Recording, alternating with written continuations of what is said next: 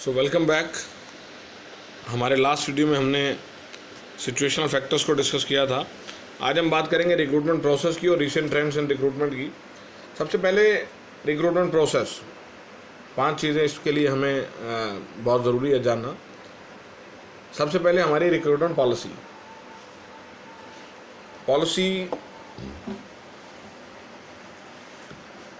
हर काम को करने के लिए बिजनेस में, ऑपरेशंस में एक पॉलिसी, कुछ जनरल गाइडलाइंस बहुत ज़रूरी है। दूसरा, एक सिंगल पॉलिसी होगी तो हम लोग कह सकते हैं कि यूनिफॉर्मिटी जो है वो बनी रहेगी। Policy of recruitment is an integral part of personal policy, और इसके अंदर कुछ चीज़ें हैं हमें ध्यान रखनी है, जैसे कि रिक्रूटमेंट पॉलिसी जो है it should be perfect, clear and comprehensive, बिल्कुल ओके हो, समझ आने वाली हो और संक्षिप्त हो, जिसको आप ध्यान से पढ़ के समझ सकें। जनरल पर्सनल पॉलिसी के तहत ही बनाई गई हो और वर्तमान और भविष्य की जो नीड्स हैं उसको ध्यान में रखते हुए इसको बनाया गया हो। ये भी व्याख्या करनी आवश्यक है कि रिक्रूटमेंट सेंट्रलाइज्ड होगा या डिसेंट्रलाइज होगा। फॉर एग्जांपल, क्या कंपनी की टॉप मैनेजमेंट या कंपनी का मुख्य एचआर रिक्रूट करेगा सबको, या डिपार्टमेंटल वाइज सबको ये पावर दी जाएगी कि आप अपने व्यक्ति जो हैं वो रिक्रूट कर सकते हैं।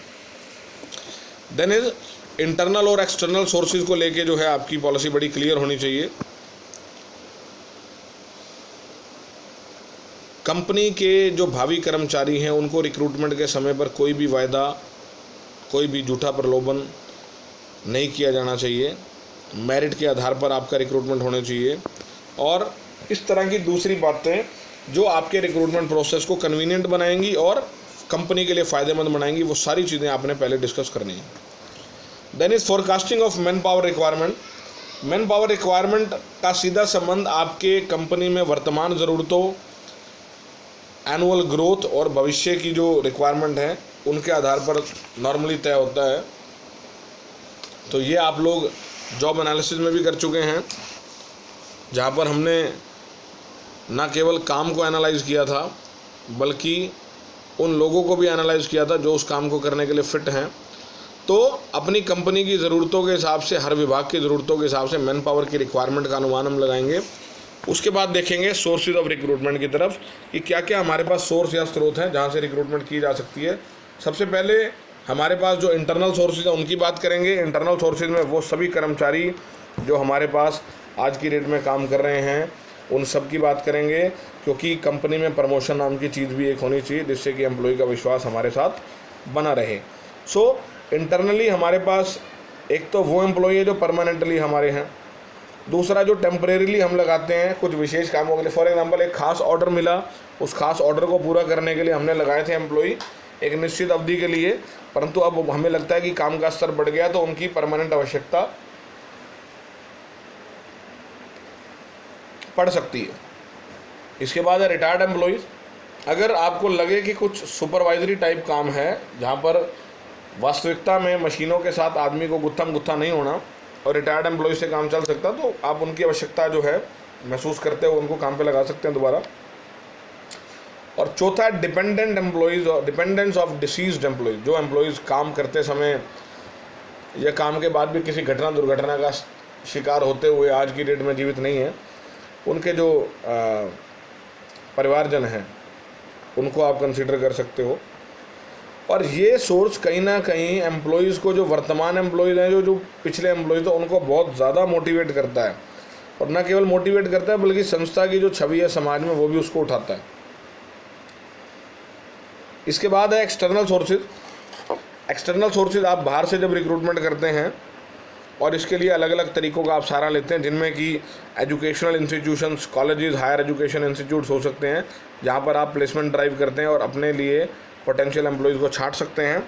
उसके बाद एडवर्टीजमेंट, अखबार में आप विज्ञापन दे सकते हैं, कुछ केसेस में टीवी पे विज्ञापन भी दे सकते हैं, पर नॉर्मली इस तरह के विज्ञापन, चूँकि इनमें ज़्यादा डिटेल चाहिए तो अखबार में विज्ञापन दिया जाता है या किसी रोज़गार प्रेरक समाचार पत्र में उसका जो है विज्ञापन दिया जाता है। देन एम्प्लॉयमेंट एक्सचेंजेस, जैसे कि हमने पहले कहा, कई बार सरकार की पॉलिसी होती है और कई बार हमें भी लगता है अगर हमें इकट्ठा जो है डेटा चाहिए तो एम्प्लॉयमेंट एक्सचेंजेस जो है वो हमें ज़्यादा अच्छी जानकारी दे सकते हैं। देन है प्रोफेशनल एसोसिएशंस। जो प्रोफेशनल बॉडीज़ हैं उनसे भी बात की जा सकती है। For example institute of chartered accountant से, उनको पता है साल में हमारे कितने सीए निकलते हैं, तो हम रिक्रूटमेंट ड्राइव उनके साथ भी आयोजित कर सकते हैं। कैजुअल एप्लीकेंट्स जो कभी कभी हमारे पास आते रहते हैं, अपना सीवी या रिज्यूम हमें दे के जाते रहते हैं, किस लिए, ताकि कभी भी आवश्यकता हो तो हमें बुला लें। देन ट्रेड यूनियंस के संपर्क में भी काफ़ी लोग रहते हैं, तो आप अपनी जो लोकल यूनिट है, लोकल बॉडी है, उसको कह के भी एम्प्लॉयज़ की आवश्यकता को पूरा कर सकते हो।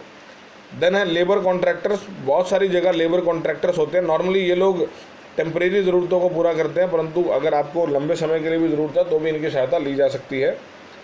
देन है रिक्रूटमेंट एंड फैक्ट्री गेट। ये एक बहुत ही पुराना और प्रचलित माध्यम है, जहाँ पर आप फैक्ट्री के गेट पर उस व्यक्ति के स्किल की या उस जॉब का जिक्र कर देते हो कि हमें चाहिए एक मशीन ऑपरेटर, और जो भी इस तरह के लोग होते हैं, या इवन आपके एम्प्लॉयज़ भी पढ़ के किसी न किसी को बता सकते हैं। Then friends and relatives of the present employees. आप इस तरह की जानकारी कि yes we are looking for man power अपने एम्प्लॉयज़ के साथ साझा कर सकते हैं, और वो आपको अपने रिश्तेदारों के थ्रू मदद कर सकते हैं। एम्प्लॉयज़ ऑफ अदर ऑर्गेनाइजेशन, जो दूसरी संस्थाएं हैं, उनके एम्प्लॉयज़ को भी आप हायर कर सकते हो, पर उनको बताने का तरीका क्या रहेगा, इसके मायने हैं। तो विज्ञापन जो है एक बड़ा अच्छा माध्यम है, क्योंकि बहुत सारे लोग जो अपनी संस्था को बदलना चाहते हैं वो इस तरह के माध्यमों के टच में रहते हैं। देन इज रिक्रूटमेंट मेथड्स और टेक्निक्स। सबसे पहले डायरेक्ट मेथड, जब कंपनी अपने ही थ्रू, अपने ही माध्यम से, अपने ही कर्मचारियों के माध्यम से, अपने ही एचआर के माध्यम से लोगों की भर्ती करती है, लोगों को ढूंढती है। फॉर एग्जांपल एक कंपनी है जो अपने एचआर मैनेजर्स को अलग अलग इंस्टीट्यूट्स, कॉलेजेस में भेजते हैं हायरिंग के लिए। ये तो हो गया डायरेक्ट मेथड, जहाँ पर कंपनी प्रत्यक्ष रूप से उन जगह को अप्रोच कर रही है जहाँ पर हमें मैन पावर मिल सकती है। दूसरा इनडायरेक्ट मेथड, अब कंपनी को पता नहीं है एम्प्लॉय कहाँ पर हैं, तो वो विज्ञापन का सहारा लेती है। जो इस तरह के विज्ञापन का सहारा लेते हैं, तो इसको हम इनडायरेक्ट मेथड कहते हैं, कि कंपनी डायरेक्ट ना पहुंच के इनडायरेक्टली उन तक अपनी बात पहुंचा रही है किसी माध्यम के थ्रू, और फिर एम्प्लॉय कंपनी को अप्रोच करेगा। इस मेथड में मैंने पहले भी कहा कि एडवर्टीजमेंट में आप डिस्क्रिप्शन बड़े अच्छे से दे सकते हो, स्पेसिफिकेशंस की बात बड़े अच्छे से कर सकते हो। इसके बाद है थर्ड पार्टी में एम्प्लॉयमेंट एक्सचेंजेस हैं, ट्रेड यूनियंस हैं, और आजकल आउटसोर्सिंग भी चल रही है इसमें, कि आप अपनी कंपनी के लिए हायरिंग के लिए किसी और कंपनी को ठेका दे देते हो, स्किल बता देते हो, और वो आपके लिए हायर करते हैं। देन है रिव्यू ऑफ रिक्रूटमेंट प्रोग्राम। जो आपने रिक्रूटमेंट प्रोग्राम बनाया है, ऊपर हमने डिस्कस किया, उसको एक बार रिव्यू करें कि कहीं पर कोई दिक्कत तो नहीं है, या कैसे हम लोग बेहतर तरीके से इस चीज़ को डील कर सकते हैं। इसके बाद अगले टॉपिक की तरफ से बढ़ते हैं, जो है रिसेंट ट्रेंड्स इन रिक्रूटमेंट। अभी वर्तमान में क्या चल रहा है। सबसे पहला ई रिक्रूटमेंट, ऑनलाइन जो रिक्रूटमेंट है, जैसे मैं बात करूँ लिंक्डइन की, बहुत ही बढ़िया ऑप्शंस। और जब पूरे देश में लॉकडाउन था, तब भी लिंक्डइन पे कंपनीज़ के जो एचआर थे वो पोस्ट डाल रहे थे कि हमें इस स्किल की ज़रूरत है, हमें इस स्किल की ज़रूरत है, और ये बहुत अच्छा माध्यम लगा मुझे तो। इसके अलावा हर वेबसाइट पे, हर कंपनी की वेबसाइट पे करियर विद अस का ऑप्शन है। आप उनकी वेबसाइट पे कभी भी आप ईमेल डाल सकते हो, अपना रिज्यूम डाल सकते हो, सो दैट जब भी उनको आवश्यकता पड़ेगी वो आपको बुला लेंगे। एक 24/7 जो ये माध्यम है ई रिक्रूटमेंट का, ये उपलब्ध है। इसके अलावा बहुत सारी वेबसाइट जैसे naukri.com या दूसरी बहुत सारी वेबसाइट्स हैं, वो इन एम्प्लॉयज़ का, इन पोटेंशियल एम्प्लॉयज़ का डेटाबेस रखती हैं, और कंपनीज़ को जिस तरह एम्प्लॉयमेंट एक्सचेंज से डेटा मिलता था, यहाँ से डेटा मिलता है जो आपकी मदद कर सकता है। Then is outsourcing. मैंने पहले बात की कि आप इस हायरिंग के काम को, जो कि टेक्निकल है, आप एक कंपनी को हायर करते हो जिसको आप बता देते हो कि मुझे इस स्किल के लोग चाहिए और आप इस तरह के लोग हमारे लिए ढूंढ के लाइए, जिसको आजकल कंसल्टेंट्स या कंसल्टेंसी सर्विसेज बोलते हैं। वो आपके लिए उस तरह की जॉब तलाशेंगे। आपने अपने ऑफिस में बैठना है, आप उनको हफ्ते में 1 दिन दे दीजिए कि हम एक ही दिन आपसे इतने लोग लेंगे और सबका इंटरव्यू कंपनी में करवाएंगे। प्रीलिम इंटरव्यूज़ जो है वो इनके द्वारा ले लिया जाता है उन बेसिस पे जिन स्किल्स को कंपनी ने हाईलाइट किया है, और final interview most of the cases में कंपनी ही लेती है।